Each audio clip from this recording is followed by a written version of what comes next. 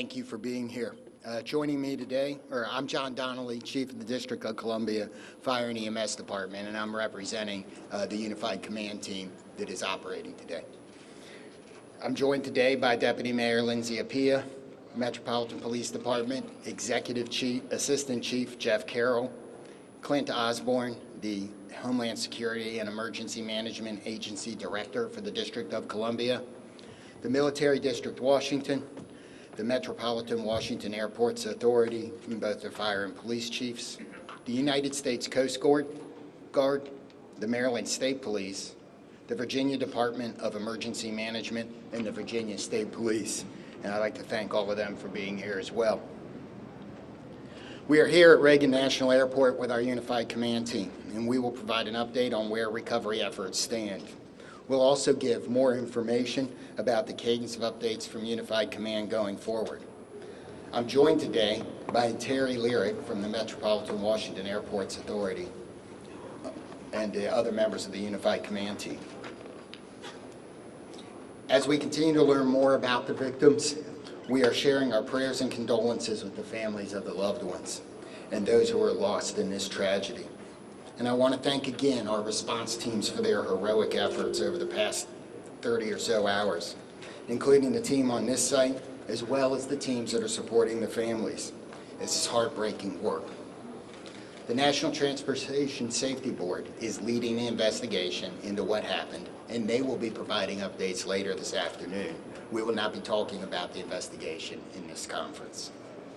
So Terry Liercke from the Metropolitan Washington Airports Authority will now provide an update on airport operations, and then I will update you on the activities since our last briefing and the activities over the next operational period. Thank you, Chief. Again, my name is Terry Liercke. I'm the Vice President Airport Manager of Reagan National Airport. Just kind of wanted to give an update on where we stand. As we know, the airport is open and operating. We are in a reduced capacity and a reduced arrival rate due to the proximity of the recovery site. We do have 2 of our 3 runways that are closed. So as always, we do want to encourage passengers to reach out to their airlines for any potential flight delays. Typically, a full schedule here at National Airport would encompass about 800 flights a day using those 3 runways. We've had several, obviously, cancellations yesterday. Airlines are resuming as much as possible normal operations. I think we have about 100 flights or so canceled today.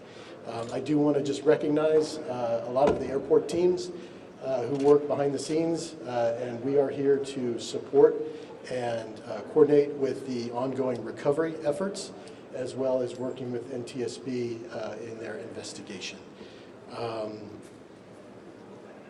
With that, I'll just turn over my remarks to the next speaker. Thank you.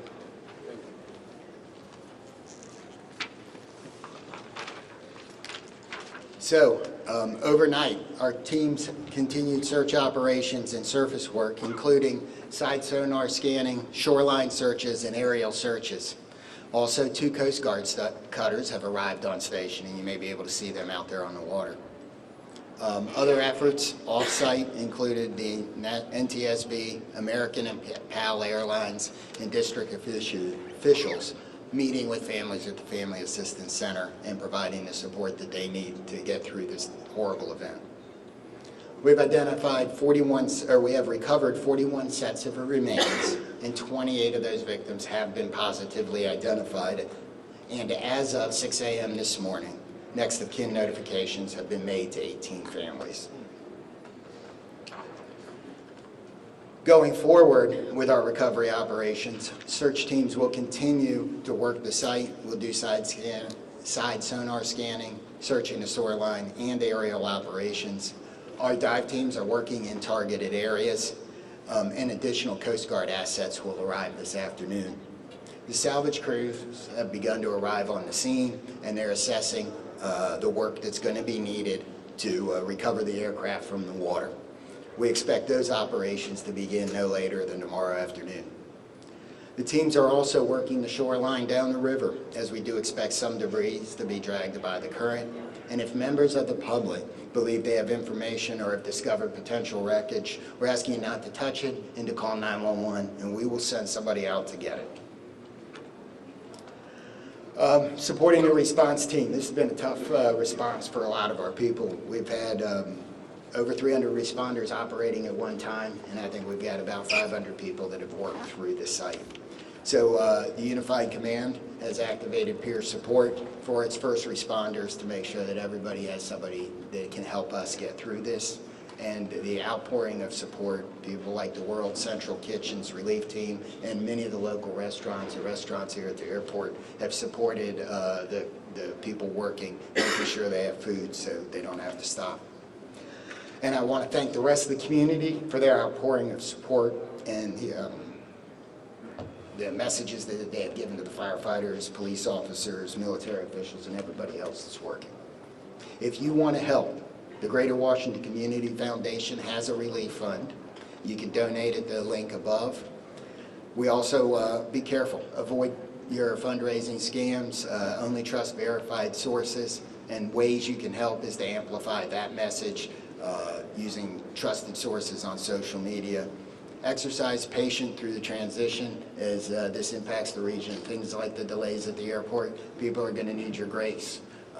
Yeah, I know we've got a lot of vehicles around. We've got some areas closed that are normally open to the public around the river, and we need your patience in that. Check in on your friends and neighbors, and if you're feeling anything about this event, please call the crisis hotline, talk to a medical professional, and you can use 988 on your phone. What do we got here? Is that the last one? So with that, we're going to be able to take a few questions. I'm going to start over here, and we'll work our way across. 1, 2, 3. Yes, sir. Hi, this is Campbell Roberts from the New York Times. Can any of you talk about the FAA's decision to restrict helicopter flights in and around National Airport? So the question is, can anybody talk about the FAA's decision to restrict flights in and around National Airport? I don't believe we have any. So that's probably beyond the scope of this interview. You'll have the NTSB later, and that's something I might ask them. Yes, sir. Chief Skylar Heather with CBS News. Given the time that has passed, can you describe the conditions right now as it relates to the recovery process and whether you all think that y'all will be able to recover more bodies?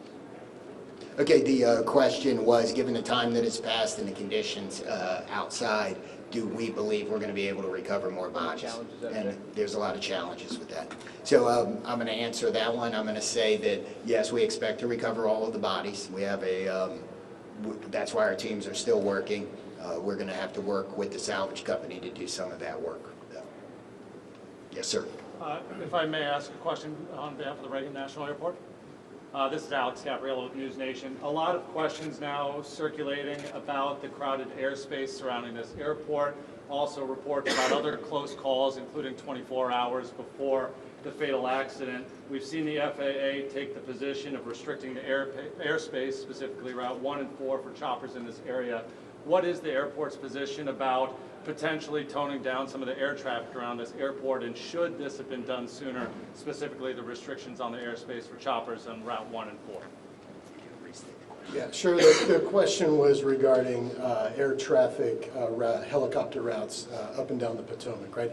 That is an FAA responsibility. The airspace is controlled by the FAA. The airport does not have any responsibility outside of the surfaces, the airport itself. But most certainly this has been conversations that you've had, and when it comes to safety for the airport, for the passengers that come in and out of D.C. Mm-hmm. Absolutely. The FAA does regulate the airport, and we follow all FAA safety regulations.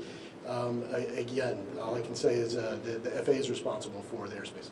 And very briefly, a question for the chief. Sir, how long do you expect it to take for the salvage to be removed from the river to recover the bodies and do everything that's necessary to bring closure for these families? So we're working as fast as we can. I'm not going to be able to give a timeline on that as there's a lot of unknowns. But we hope that we have we have more salvage equipment here tomorrow, and that operation can begin then. So next 3 questions. 1, 2, 3. Chief Perry Russin, ABC News. How is weather affecting recovery efforts? Rain today, rain forecast later. What are the elements inside the river? How has all of this affected recovery? So the question is, how does the weather affect the recovery operation? In my view, it may slow it down slightly, but all of the units out here, all of the people work year-round in all conditions. We're going to be careful. We're going to make sure we don't hurt anybody else, but the weather we've seen so far is weather we can work in. If that were to change, that would affect it, but we haven't seen that. I would get one question at a time. Chief, you talked earlier about access to the site and to gain access to that area. We don't think that ice was a real problem that day, but the John Glenn has been out of service for some time. Do you have an update on when that vessel can be put back in service? The question is access to the site, and the John Glenn is the fireboat for the District of Columbia. So what I referred to on access to the site is things like Gravelly Point being closed and that being lost as a local recreation area while we're working. There was some ice on the river. We made good access to the site with everybody else. The John Glenn, as has been reported, is one of the district's fireboats. It is not the primary asset for this type of operation, and while it's in the shop, it didn't affect anything, and we hope to have it back by this summer. Yes, sir. Mr. Liercke, I have a follow-up question about the runway closures. Brady Trimble with Fox. So you said 2 of 3 are closed because of their proximity to the crash site. Yeah. Can you explain why they remain closed? Sure, absolutely. So the question is, why are 2 of the 3 runways here at National Airport closed? So if you're familiar with the runway configurations here, we have a main north-south runway, and we have 2 what we call crosswind runways. The 2 crosswind runways, if aircraft were to take off or land over the aircraft recovery site that is out there right now, those would be impactful to the operation. So we've elected to keep those runways closed. And to follow up, how long do you expect that to remain the case? And are you saying that if there are still recovery teams in the Potomac, then there's no chance that these 2 runways are going to open, and how does that impact the operation? Sure. So the question is asking how long we anticipate those runways to be closed. That's a dynamic situation. We worked with the FAA. I think what we've communicated is we anticipate, our expectation is a week. However, we'll reassess on Monday, and as the recovery efforts go, it's a fluid situation, obviously. Yeah. Okay, Paul here and there. Chief, like talking salvage, can you confirm that you're not going to be able to recover the remaining bodies until you're able to get the fuselage off the floor of the river and onto a barge? And then my follow-up to that is, are you making an effort today to get into the helicopter to recover those 2 bodies? So the question is, do we believe we have to lift the aircraft out of the water in order to finish and find the rest of the remains? And the second part of the question was, are we focused on the helicopter today? And the answer to the first question is yes. I believe for us to recover the rest of the remains that we are going to need to get the fuselage out of the water.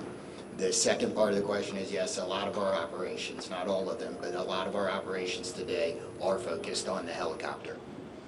Yes, ma'am. Yeah, this question's for Mr. Liercke. I'm about Fox 5 DC.